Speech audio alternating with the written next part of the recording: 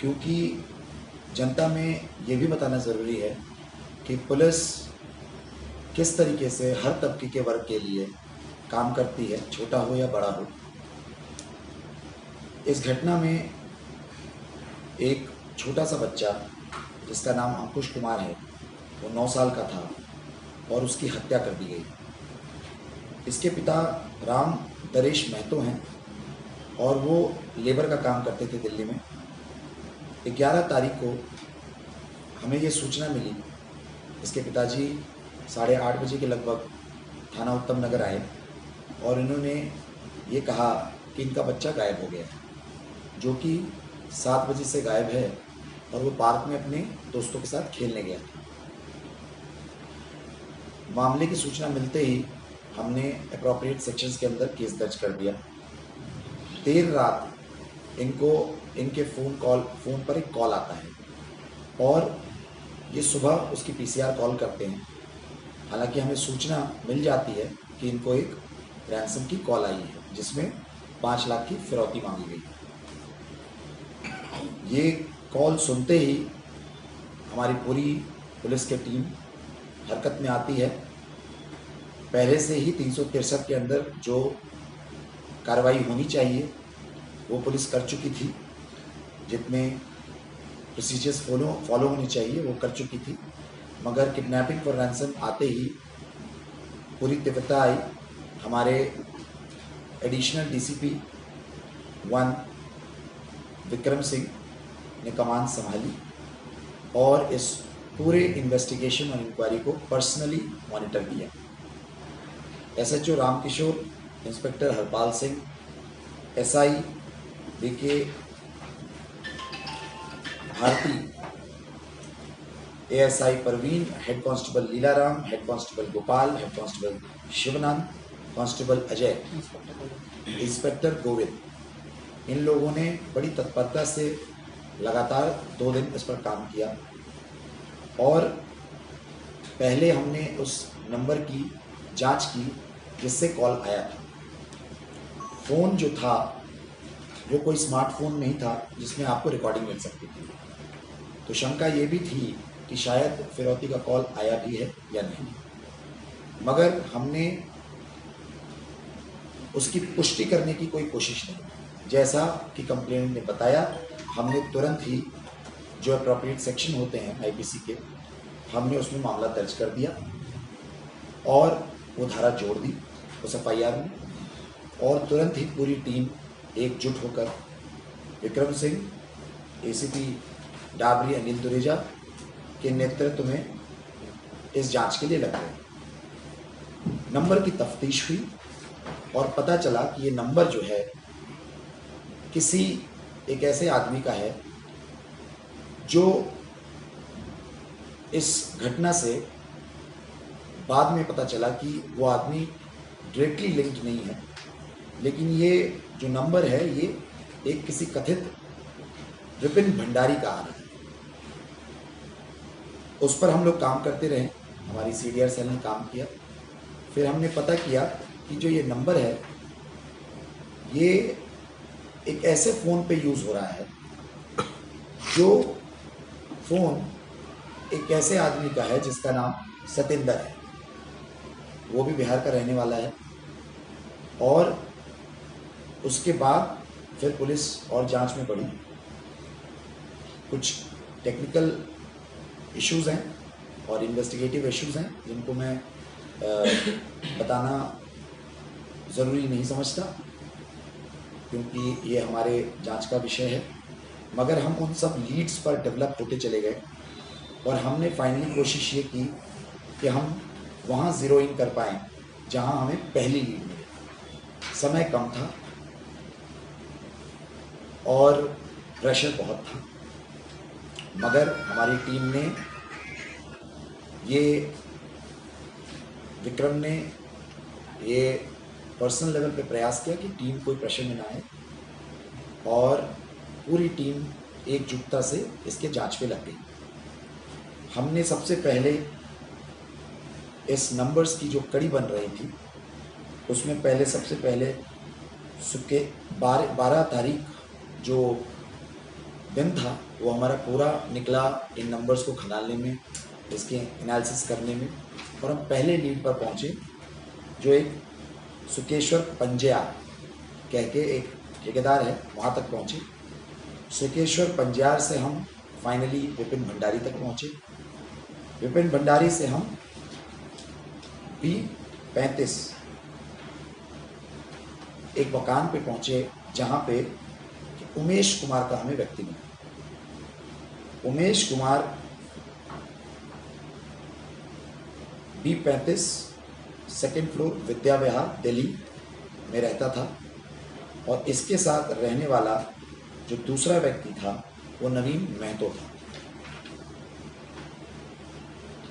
साथ ही साथ combing operations चल रहे थे। हमें मालूम नहीं था कि बच्चा मृत है या जिंदा, और एक दिन ही बीता था।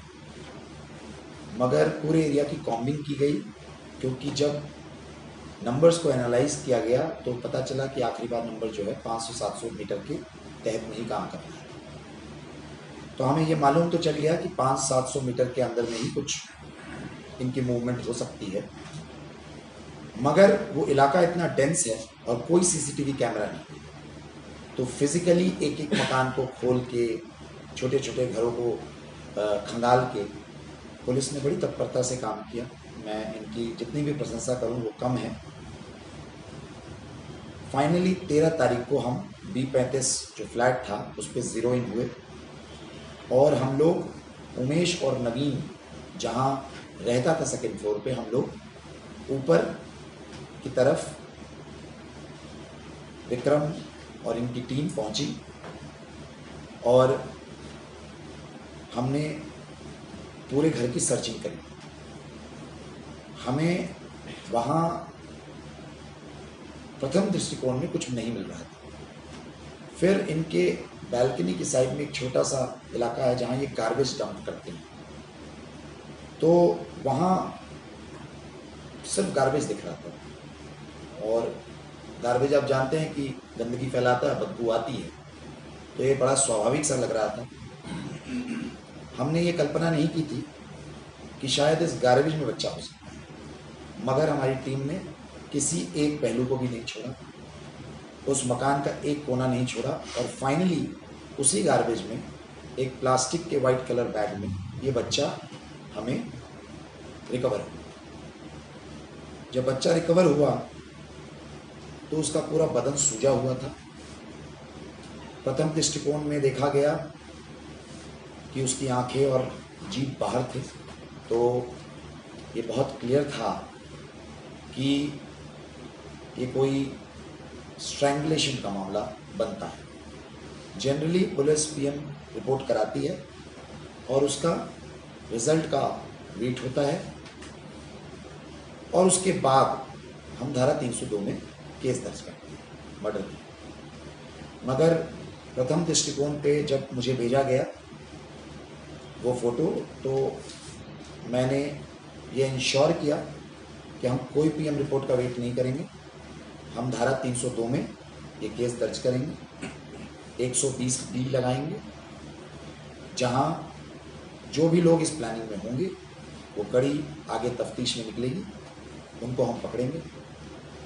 नीचे उतरते समय विक्रम ने मुझे ये भी दिखाया कि सर सीढ़ी से नीचे उतरते समय खून के दाग हैं। बॉडी पे कोई एक्सटर्नल इंजरी नहीं थी, तो ये समझ पाना बड़ा मुश्किल था कि ये खून कहाँ से आया, क्योंकि अगर गला दबा के मारा गया है, PM रिपोर्ट अभी भी अवेटेड है, तो ये खून कहाँ से निकला। हमने इस पर बहुत विश्लेषण किया और फिर हम इस निष्कर्ष पे पहुँचे, संभवतः ये निष्कर्ष पे पहुँचे, अभी PM रिपोर्ट अवेटेड है, कि लड़का जो था अच्छा बेल्ट का था, 9 साल का तो था मगर अच्छे बेल्ट का था। तो इसका जब गला इतनी बेदर्दी से और बेरहमी से दबाया गया कि हो सकता है इसके नाक और कान से खून निकला। और 12 तारीख को, 11 की रात को हमें ये सूचना मिली थी। 12 तारीख को पूरी टीम, विक्रम, अनिल जी ACP जो हैं, और रामकिशोर के SHO उत्तम नगर जो हैं, उनके नेतृत्व में पूरे इलाके पे छा गई थी। हमने ये इंश्योर किया था कि हमें ये केस जल्दी से जल्दी वर्कआउट करना है। हमारी पूरी कोशिश ये थी कि बच्चा हमें जिंदा मिले, मगर दुर्भाग्यवश इन्होंने, जो अभी प्रथम दृष्टिकोण पे लग रहा है, पीएम रिपोर्ट अभी अवेटेड है, हमारा मानना है कि जब फिरौती की कॉल हुई और जो इनसे जो ये दो लोगों को हमने अरेस्ट किया है प्राइमा फेसाई, उमेश और नवीन, जो इनके बयान आए हैं, इन्होंने 11 तारीख को बच्चे उठाने के बाद जब इनको लगा कि ये राम दरेश थाने पहुंच चुका है और पूरी पुलिस की टीम एक नॉर्मल 363 का केस ना देकर 364A किडनैपिंग फॉर रैंसम के मोड में आ चुकी है और पूरे इलाके में छा गई है, इन्होंने उसी रात को इसकी हत्या कर दी। खैर 12 तारीख को हमारी पूरी कोशिश रही, 13 को फाइनली हमने लोगों को अप्रीहेंड करना शुरू किया और उसके बाद उनकी इंटरोगेशन हुई। अभी तक के सूचना के आधार पर और बयान के आधार पर उमेश और नवीन को अरेस्ट कर लिया गया है। बाकी बात लोगों से पूछताछ चल रही है, जिसका जो भी रोल होगा, चाहे वो प्लानिंग में होगा, चाहे वो सबूत मिटाने में होगा, चाहे बात छुपाने में होगा, मैं आपको विश्वास दिला दूं, हम एक को भी नहीं छोड़ेंगे, हम किसी को नहीं छोड़ेंगे।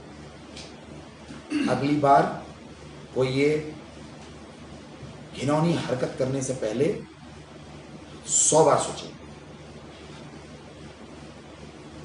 अब सवाल ये आता है कि इससे फिरौती 5 लाख की क्यों होगी, जबकि ये लेबर था। डिटेल इंटरोगेशन में हमें ये पता चला कि जो ये राम सरेश था, दरेश, ये पहले तो एक लेबर था, मगर विगत कुछ महीनों में ये लेबर सप्लायर बन गया। तो उमेश और नवीन जो बच्चे की हत्या में प्राइमा फेसाई अरेस्ट हुए, ये दोनों ड्रग एडिक्ट थे। उमेश के पास कोई पैसा नहीं था, मकान मालिक इसको निकालना चाहता था, इसकी अपनी परिवार में नहीं बनती थी और इसको तत्काल रूप से पैसे की जरूरत थी। 5 लाख की फिरौती जो इसके इंटरोगेशन में पता चला, वो इसको भी मालूम था कि 5 लाख नहीं मिलेंगे, मगर 5 लाख मांगो तो शायद 50,000 मिल जाए। और इसको ये लगा कि राम दरेश ये अमाउंट, ये रकम इसको दे सकता है। उसने ये नहीं सोचा कि राम दरेश दिल्ली पुलिस के पास पहुंचेगा और उसने ये नहीं सोचा कि दिल्ली पुलिस किस तरीके से तत्परता से हरकत में है। ये रुख देखते हुए इन्होंने 11 तारीख को के रात के लगभग और 12 की सुबह के लगभग ही ये हत्या कर दी। मगर दुख मुझे इसकी मौत का है, मगर मुझे खुशी है इस बात की कि पूरी टीम दिन रात करके बच्चे को रिकवर करने में कामयाब रही और जो इस घृणित हत्या में शामिल थे उनको प्राइमा फेसाई अरेस्ट कर लिया है। बाकी बात लोगों से पूछताछ जारी है और जिसका जो भी इन्वॉल्वमेंट आएगा हम उसको उसी धारा के तहत अरेस्ट करेंगे। हमने काफ़ी लोगों को डिटेन किया है इसमें और पूछताछ जारी चल रही है। मेरे क्लियर कट इंस्ट्रक्शंस हैं, जिसका कोई भी रोल किसी भी मात्रा अगर इस हत्या में निकल कर आता है, किसी भी आदमी को जिसको ये संज्ञान था कि शायद ये बच्चा बच सकता है और उसने बचाने का प्रयास नहीं किया, द्वारका पुलिस अपना रुख बता दे इनको, हम किसी को नहीं छोड़ेंगे, एक भी आदमी नहीं छूटेगा। हमें इस तफ्तीश के बाद वो मोबाइल फ़ोन और सिम कार्ड जो डीएक्टिवेट किया गया था, ये दोनों रिकवर हुए हैं और जो बाकी बात जो एविडेंस हमें कलेक्ट करने थे वो भी हो गए हैं। और इन्हीं शब्दों के साथ मैं एक बार फिर से अपने उत्तम नगर की टीम को बधाई देना चाहूँगा, मगर अंत में मैं ये ज़रूर कहूँगा कि एक व्यक्ति के नाते और इस ज़िले के डीसीपी के नाते मुझे बहुत दुख है कि मुझे इस घटना को आप सब लोगों के सामने बताना पड़ा। धन्यवाद। Like, share and comment. To subscribe this channel, please press the bell icon.